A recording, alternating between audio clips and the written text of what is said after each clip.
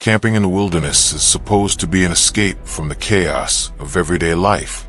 But for some people, what they encountered in those remote woods changed them forever. These are 5 disturbing Bigfoot camping horror stories that will make you think twice before venturing into the deep forest. Let's begin.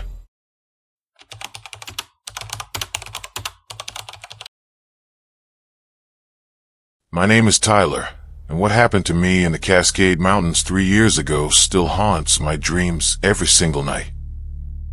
I was 24 when I decided to go solo camping in Washington State. I'd been camping dozens of times before, always with friends, but I wanted to challenge myself, prove I could handle the wilderness alone. Looking back now, I was such an idiot. I hiked about 8 miles into the forest, far from any marked trails.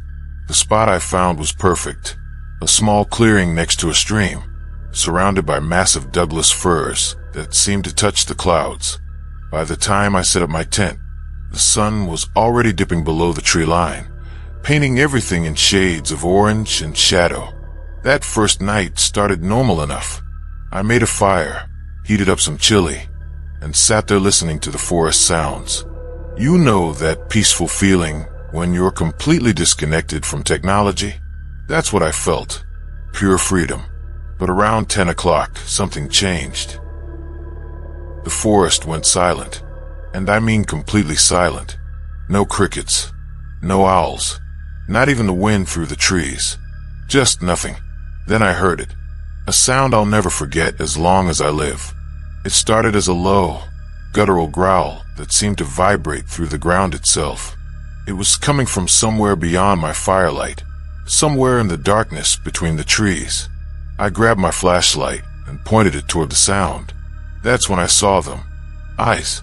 Massive reflective eyes, at least 7 feet off the ground, staring directly at me. They didn't blink. They didn't move. They just watched. My hands were shaking so badly I could barely hold the flashlight steady. I wanted to convince myself it was a bear standing on its hind legs, but bears don't stand that tall, and bears don't stay perfectly still like that, studying you. I did the stupidest thing possible. I called out, "Hello, who's there?" The eyes disappeared, just vanished into the blackness. For a few seconds, I thought maybe I'd imagined the whole thing. Maybe the altitude or the isolation was getting to me. Then I heard footsteps. Not paws. Footsteps. Heavy, deliberate, bipedal footsteps circling my campsite. Whatever it was walking on 2 legs, and it was massive. Each step made a deep thud that I could feel in my chest. I rushed into my tent and zipped it shut, like that thin piece of nylon would protect me from anything. I sat there in complete darkness, listening to those footsteps circle closer and closer. Then came the smell. God, the smell. It was like rotting meat mixed with wet dog and something else I can't even describe. It was so strong it made my eyes water. The smell was right outside my tent. I could hear breathing now.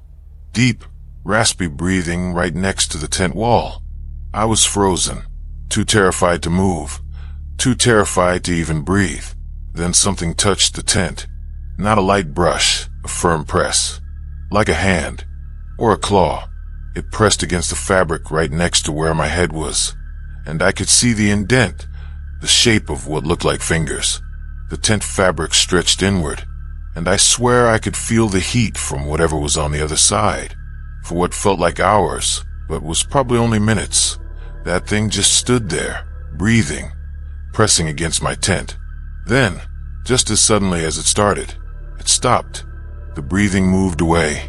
The footsteps retreated, and slowly, so slowly, the normal forest sounds returned. I didn't sleep that night. I sat in my tent with my knife in one hand and my flashlight in the other, watching the sun come up. The second there was enough light, I packed up my stuff as fast as I've ever moved in my life. But before I left, I made myself look around the campsite. I had to know if what I experienced was real. That's when I found them.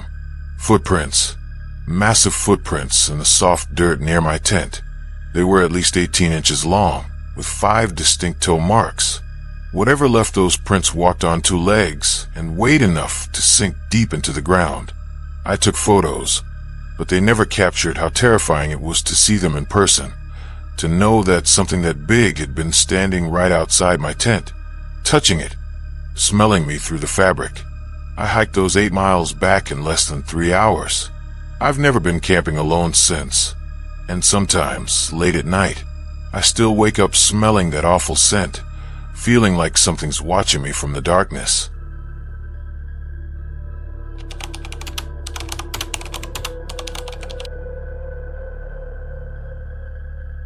My name is Jennifer, and I'm only telling this story because I need people to understand that some places should be left alone. This happened last summer when my boyfriend Kyle and I decided to go camping in the Olympic National Forest.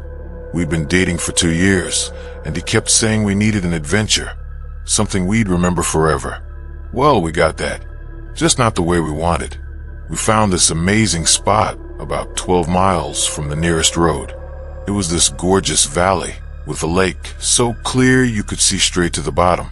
We set up our tent right by the water's edge, surrounded by these ancient trees that must have been hundreds of years old. The first day was perfect. We swam, fished, made love under the stars. It was everything a romantic camping trip should be.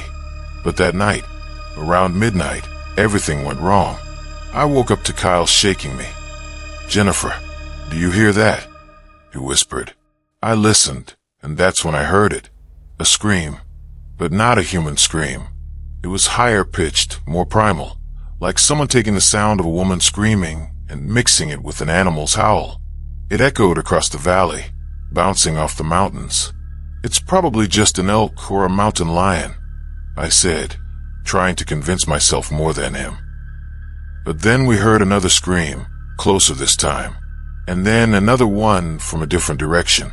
It was like multiple creatures were calling to each other, and we were right in the middle of their territory. Kyle grabbed his flashlight and unzipped the tent to look outside. I grabbed his arm. Please don't go out there." But he did anyway. Men and their stupid need to be brave. He stepped out of the tent, shining his light around the campsite. "I don't see anything." That's when something threw a rock. Not a pebble. A rock the size of a bowling ball. It landed maybe 10 feet from our tent with a crash that shook the ground. Kyle stumbled backward, nearly fell into the tent. "Get inside." I screamed, but before he could move, another rock came flying out of the darkness from a completely different direction. Then another, and another. They were coming from all sides, massive stones being hurled with incredible force. One of them hit our camp cooler and completely destroyed it. Another smashed into a tree trunk, so hard it stripped the bark off. Kyle dove into the tent, and we huddled together as rocks continued to rain down around us. But here's the thing that still terrifies me. None of them hit our tent. Not one. Every single rock landed around us, like whatever was throwing them was specifically trying to terrorize us without killing us. They were playing with us. The rock throwing stopped after maybe 5 minutes, but the screams continued. All night long, those horrible screams echoed through the valley. Sometimes close, sometimes far away, but constant. We didn't sleep. We couldn't. We just sat there, holding each other, waiting for sunrise. When dawn finally came, Kyle wanted to pack up and leave immediately, but I made him wait. I needed to see what had terrorized us. We walked around the campsite in the early morning light, and what we found made my blood run cold. There were tracks everywhere. Huge humanoid footprints, at least 16 inches long, all around our tent in a perfect circle. Whatever had surrounded us had walked on 2 legs, and the rocks they'd thrown, some of them were enormous, weighing probably 50 or 60 pounds. Whatever threw them had incredible strength. But the worst part? We found a pile of sticks arranged in a strange pattern about 30 feet from our tent. They were carefully stacked in a pyramid shape, and at the top was a dead rabbit. Its neck snapped cleanly. Kyle thought it was a warning. I thought it was a message. Either way, it was deliberate. We packed up in record time and started hiking back. But we weren't alone. I could feel it with every step. Something was following us, pacing us through the trees, always staying just out of sight. I kept seeing movement in my peripheral vision, large, dark shapes moving between the trunks. At one point, we heard tree branches snapping above us, and when we looked up, we saw a huge branch fall maybe 20 feet ahead of us on the trail. Not broken by wind, broken deliberately, dropped as another warning. We practically ran the last 5 miles. Kyle hasn't wanted to go camping since. He won't even go on nature walks anymore. As for me, sometimes I still hear those screams in my dreams, and I've started to wonder, what if they weren't trying to scare us away? What if they were trying to keep us there? What if we only escaped because the sun came up and they let us go? I'll never know. And honestly, I never want to find out.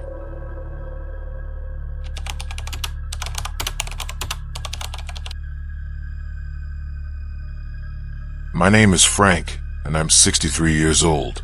I've been hunting and camping since I was a boy, but what I saw 5 years ago made me question everything I thought I knew about these woods. I was on a week-long solo camping trip in the wilderness of Northern California. Been going to the same area for decades. I know those woods better than my own backyard. I had my favorite spot picked out. Same place I'd camped probably 100 times before. The first 3 days were normal. Beautiful weather, good fishing, peaceful nights. But on the 4th day, I started noticing things were off. First, I found one of my water bottles missing from where I'd left it outside my tent. I figured maybe a raccoon or something took it, even though it was still sealed. Then my hatchet, which I always kept buried in a log near the fire pit, was moved. Not taken, moved. I found it stuck in a different tree about 15 feet away. I'm not a superstitious man, but I know the forest, and I know when something's wrong. That night, I made sure everything was secured inside my tent with me. I even kept my hunting rifle loaded and within reach, just in case. Around 2 in the morning, I woke up to the sound of my tent stakes being pulled out of the ground, one by one, slowly, like whatever was doing it wanted me to hear it, wanted me to know it was there. I grabbed my rifle and shouted, "I'm armed. Back off." My voice echoed through the trees, and for a moment, everything went silent. Then I heard it laugh. I swear on my life it laughed. Not a human laugh. It was deeper, more guttural, but it was definitely laughter. Like it thought my warning was funny. I fired a shot into the air. The boom echoed across the valley, and I waited, finger on the trigger, ready for whatever came next. Nothing happened. The forest went back to its normal nighttime sounds, but I didn't sleep another second that night. I sat with my back against a tree, rifle across my lap, watching the darkness until the sun came up. When morning came, I found something that changed everything. Handprints. Massive handprints pressed into the dirt all around where my tent had been. They were easily twice the size of my own hands, with long fingers and what looked like claw marks at the tips. But that wasn't the worst part. The worst part was the arrangement. Those handprints formed a perfect circle around where I'd been sleeping. Whatever it was had been on all fours, crawling around my tent in a complete circle while I was inside. I should have left right then. Any sane person would have. But I'm stubborn, and I'd be damned if I was going to let something run me out of my favorite camping spot. So I stayed. That day, I set up some basic perimeter alarms, strings tied to cans filled with rocks. Primitive, but effective. If anything came near my camp, I'd hear it. Night fell, and I sat by my fire with my rifle across my lap, waiting. Around midnight, one of my alarms went off. Cans rattling in the darkness about 50 yards from my fire. I pointed my flashlight in that direction, and that's when I saw it. I only got a glimpse, maybe 3 seconds, but it was enough. Standing between 2 trees was something that shouldn't exist. It was at least 8 feet tall, covered in dark hair, with broad shoulders and long arms that hung down past its knees. But the thing that really got me, its face. It looked almost human, but not quite. like someone had taken a human face and a gorilla face and mixed them together. It didn't run when my light hit it. It just stared at me with these intelligent, almost curious eyes. Then it turned and walked away, casually, like it had all the time in the world. I could hear its footsteps receding into the forest, heavy, deliberate, bipedal footsteps. I didn't sleep that night either.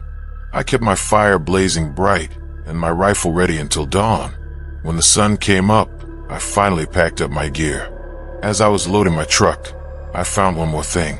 Sitting on the hood of my truck was a large pine cone. Nothing unusual about that, except my truck was parked in a clearing with no pine trees nearby. The closest pine was at least 30 yards away. Someone, or something, had deliberately placed it there. I got in my truck and drove away, and I haven't been back to that spot since. I still go camping, but never alone anymore, and never in that area. People ask me if I believe in Bigfoot now. I tell them I don't believe I know. I saw one, and worse than that, it saw me. It watched me for days, studied me, played with me like a cat plays with a mouse. The most terrifying part? I don't think it wanted to hurt me. I think it was just curious. And somehow, that's even more frightening than if it had been aggressive. Because it means they're intelligent. It means they're watching us. And it means we have no idea what they're capable of.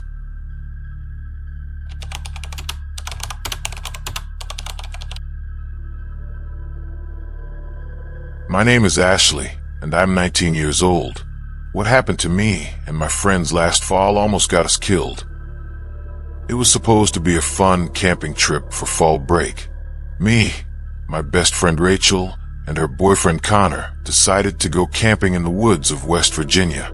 We'd all been friends since high school, and this was supposed to be our last big adventure before everyone went back to college. Connor had been camping in this area before with his dad and said he knew the perfect spot. A clearing deep in the forest near an old logging road. It took us about an hour of hiking to get there, but it really was beautiful. Surrounded by fall colors, completely isolated, perfect. We set up 2 tents, Connor and Rachel in one, me in the other. We spent the day exploring, found a creek nearby, took a bunch of photos for Instagram. It was honestly perfect. I remember thinking this was exactly what I needed. A break from stress, just nature and friends. That night, we made a big fire and stayed up telling scary stories. Ironic, right? We talked about wendigos and skinwalkers, ghost stories we'd heard about the area. Connor even told the story about how some hikers had gone missing in these woods back in the 80s and were never found. We laughed about it. We actually laughed about people going missing in the same woods we were camping in. Around midnight, Rachel and Connor went to their tent, and I went to mine. I put in my earbuds and started listening to music to help me fall asleep.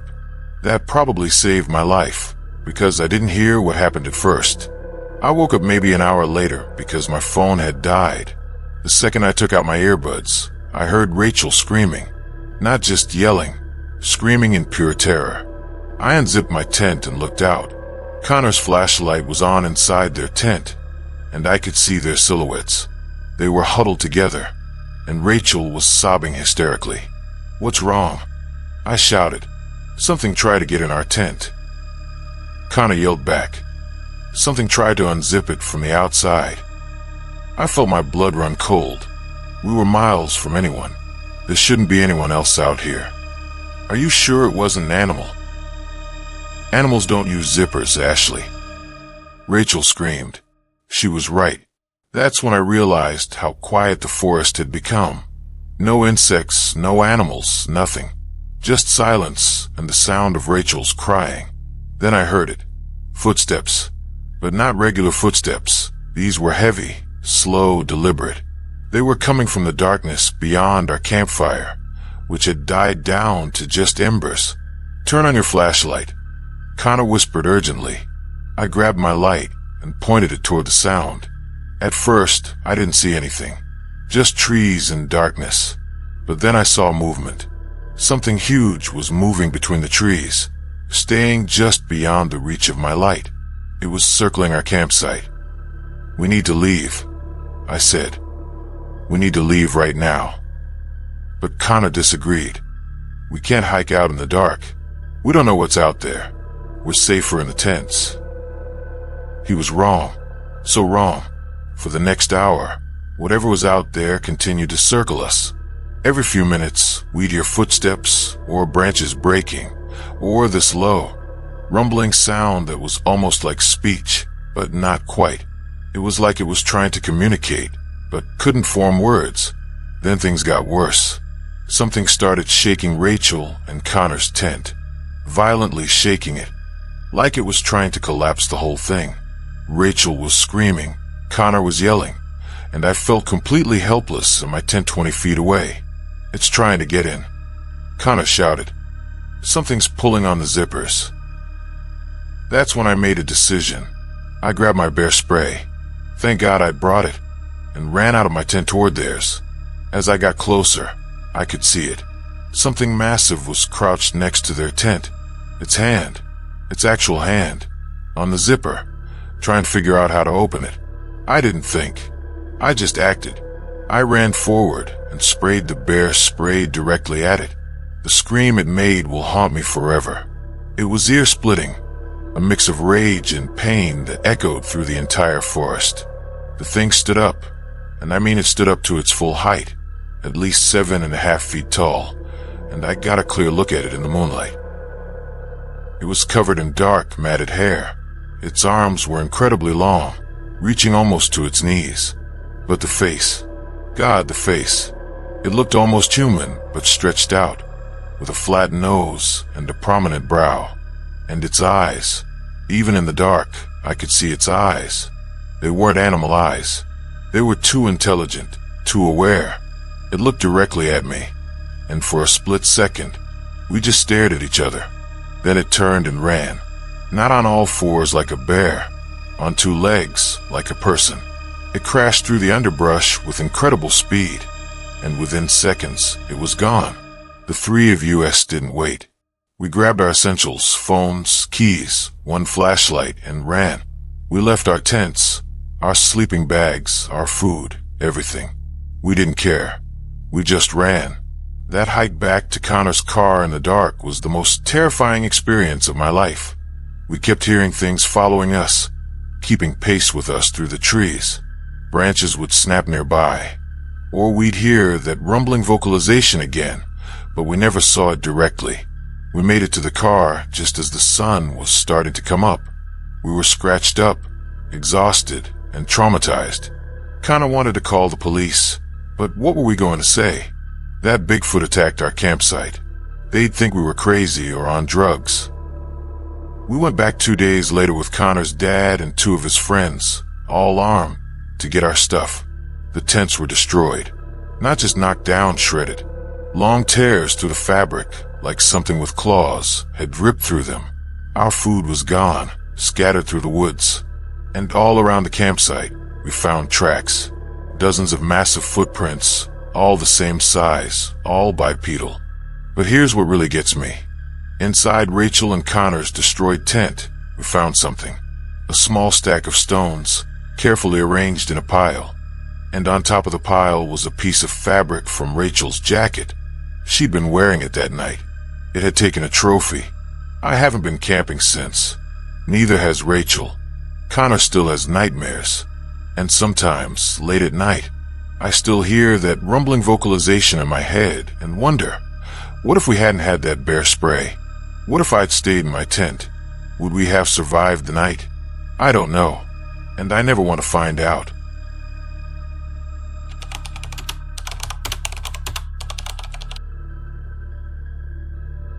My name is Brett, and what I'm about to tell you cost me my marriage and nearly my sanity.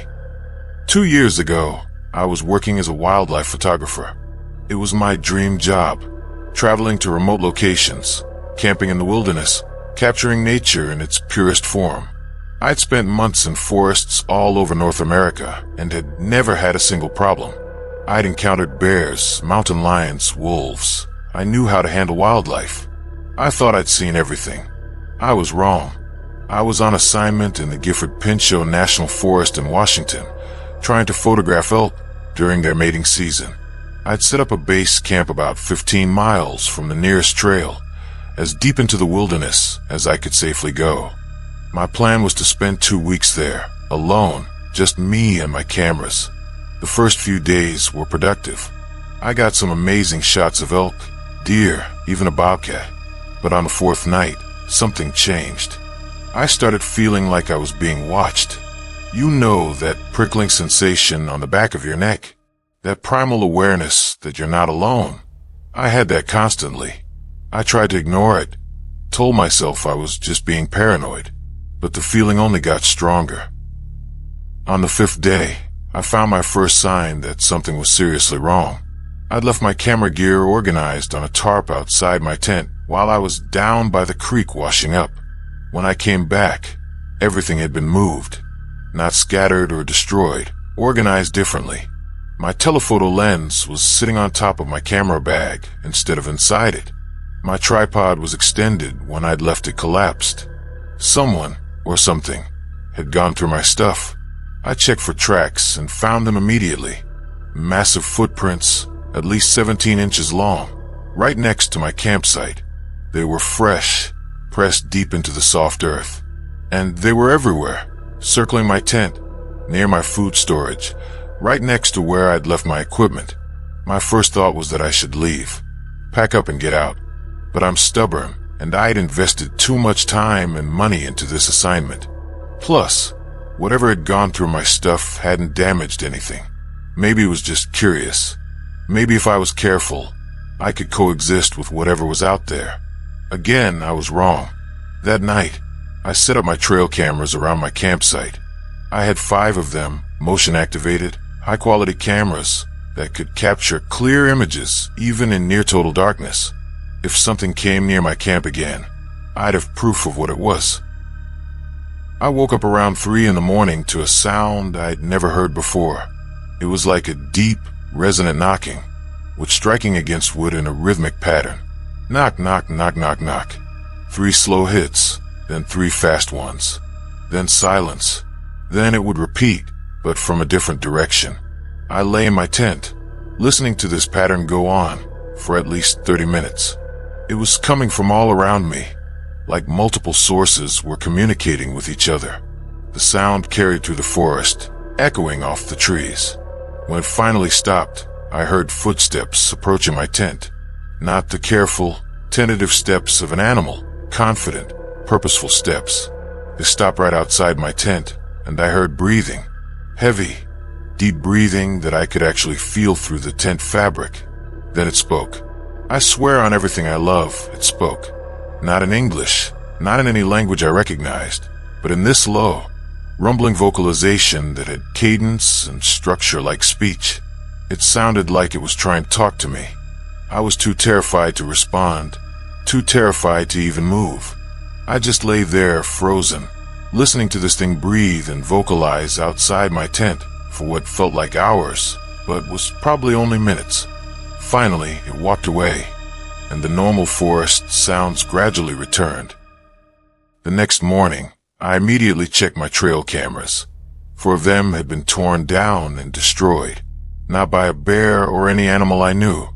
They'd been twisted and snapped, the memory cards removed and placed in a neat line on a nearby log. The cameras themselves were destroyed, but the memory cards were undamaged and carefully arranged. But one camera had survived. The 5th one, which I'd hidden better than the others, had captured something. When I reviewed the footage, my hand started shaking. The video showed a creature approaching my tent around 3:15 a.m., right when I'd heard those footsteps. It walked on 2 legs, stood at least 8 feet tall, and was covered in dark hair. Its movements were fluid, graceful, almost human-like. But here's what terrified me most. In the footage, you could see it stop at each of my other trail cameras. It would examine them, figure out how they worked, disable them, and remove the memory cards. It knew what the cameras were. It understood they were recording devices, and it systematically destroyed them. Except it didn't find the 5th camera, which means I had proof. I had video evidence of something that shouldn't exist. I should have left immediately. I should have taken that footage and gotten out of there. But I didn't, because that footage showed me something else, something I couldn't stop thinking about. In the video, when the creature is standing outside my tent, you can see it clearly, and its face showed emotion. Not animal instinct, emotion. It looked curious, maybe even concerned, like it was checking on me. I became obsessed. I had to know more. I had to understand what these creatures were, why they were so intelligent, what they wanted. So I stayed, and that decision destroyed my life. Over the next week, the encounters escalated. I'd wake up to find gifts outside my tent, pine cones arranged in patterns, smooth river stones stacked in impossible formations, animal bones cleaned and arranged in geometric shapes. Whatever it was trying to communicate. I started leaving gifts too. Apples, energy bars, shiny objects. They'd always be gone by morning, and I'd find new arrangements in their place. We were exchanging gifts. I was communicating with Bigfoot. I became so obsessed that I stopped checking in with my wife, stopped returning her calls. I was supposed to be home after 2 weeks, but I stayed for 6, then 8. I lost track of time completely. Then came the night that changed everything. I was sitting by my fire when I heard that knocking again, but this time it was close, right at the edge of my camp. And then I saw them, 3 of them, standing just beyond my firelight. A large one, probably 9 feet tall, and 2 smaller ones. A family. They didn't approach, just stood there watching me. We stayed like that for maybe 10 minutes, just observing each other across the fire. Then the large one made a gesture. It raised its hand, almost like a wave. I swear it was a wave. I raised my hand back, and in that moment, I felt something I can't explain. A connection, an understanding. These weren't monsters or animals. They were people. Different, yes, but people. The large one made a sound, a gentle, almost melodic vocalization, and then they turned and walked away, disappearing into the forest. I never saw them again. When I finally came home after 9 weeks, my wife had already filed for divorce. She thought I'd gone crazy, that I'd had some kind of breakdown. I tried to show her the footage, but she wouldn't watch it. Said she didn't care, that I'd chosen obsession over our marriage. She was right. I still have that footage. I've shown it to researchers, cryptozoologists, skeptics. Some say it's the best evidence ever captured. Others say it's a hoax. I don't care anymore, because here's what I learned in those woods. Some mysteries aren't meant to be solved. Some questions aren't meant to be answered. And sometimes, the search for truth costs you everything that matters. I'm telling this story as a warning. If you're out there camping and you start to feel watched, if you find strange signs or hear those knocking sounds, leave. Don't investigate. Don't try to make contact. Just leave. Because once you've seen them, once you've made that connection, you'll never be the same. They'll be in your thoughts constantly. You'll spend your life wondering, searching, obsessing, and you'll lose everything else in the process. I know, because that's exactly what happened to me. I found what I was looking for in those woods, and it destroyed my life. 5 stories, 5 encounters with something that shouldn't exist. Whether you believe in Bigfoot or not, these people's experiences were real to them, and their fear, that was absolutely real. So the next time you're camping deep in the wilderness, and you hear something moving through the trees in the darkness, remember these stories. Remember that you're not always at the top of the food chain. And sometimes you're the one being watched. Thanks for listening. Sleep well.